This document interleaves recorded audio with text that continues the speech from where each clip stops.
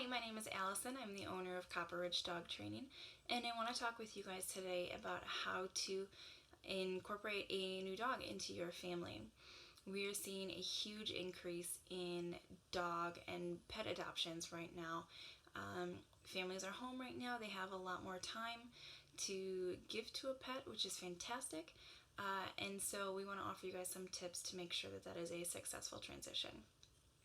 The first thing that I want you guys to think about is incorporating a structure right away. Your new dog is going to be exposed to so many new sights and smells and sounds, and it is going to test every boundary that it can possibly think of to learn what is and is not acceptable in your home. So the more that you can set them up for success, the better. So a lot of what this encompasses are things like when do we eat, where do we eat, are we allowed to jump on the counters, can I pull on that leash on that walk, where do I sleep at night. If you don't tell your dog the answers to these questions, your dog's going to try to figure it out for themselves. And so setting them up for success by making it very clear for them is going to really help you out and provide a lot of success for you and your dog, and will just eliminate the opportunity for some problem behaviors to arise. All right, so step one, create routine. Step two, I want you to think about potty training. Regardless of how old the dog is that you are bringing home, I don't want you to get into a comfort zone where you believe that this dog is fully potty trained. We don't know the dog's background. We don't know how strict the previous family or foster family was about potty times. And so start with a basic potty training routine to just make sure that you're setting your dog up for success. So what this looks like is really consistent potty times. Puppies, we recommend every 30 minutes to an hour. Older dogs, I'd recommend about every 2 to 3 hours. Now, this is just in the beginning when you're trying to figure out what does this dog know and understand, and making sure that they understand that there's a specific place for them outside that is appropriate for them to go potty. So setting them up for success and just giving them a really consistent routine. Stick with it for about a week or two, and you should see that your dog is starting to figure it out and starting to let you know when it needs to go potty. All right, so step number two, potty train. Step number three, we highly encourage people to crate train your dogs.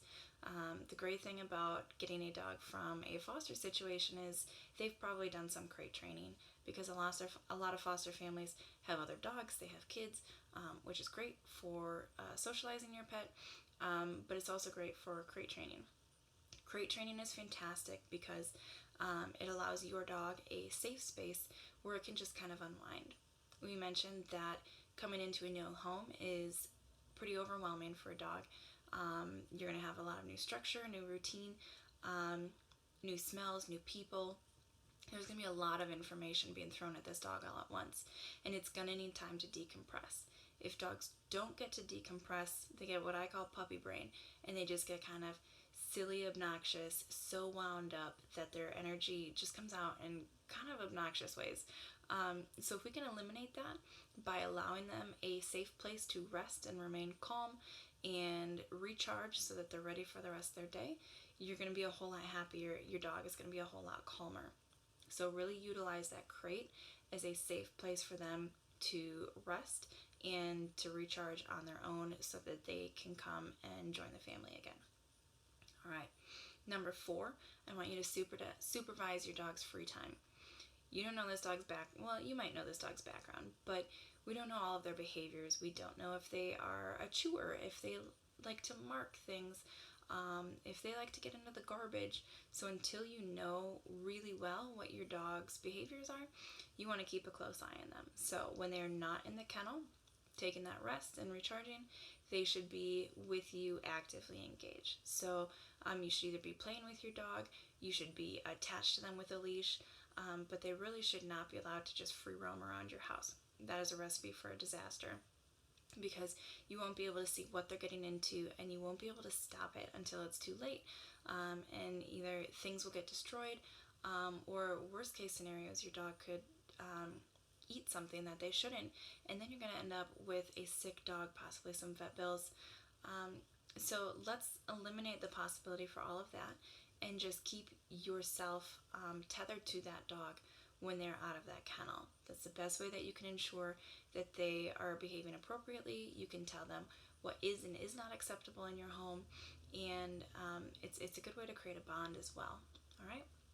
The last step for you guys is I want you to start slow and be patient.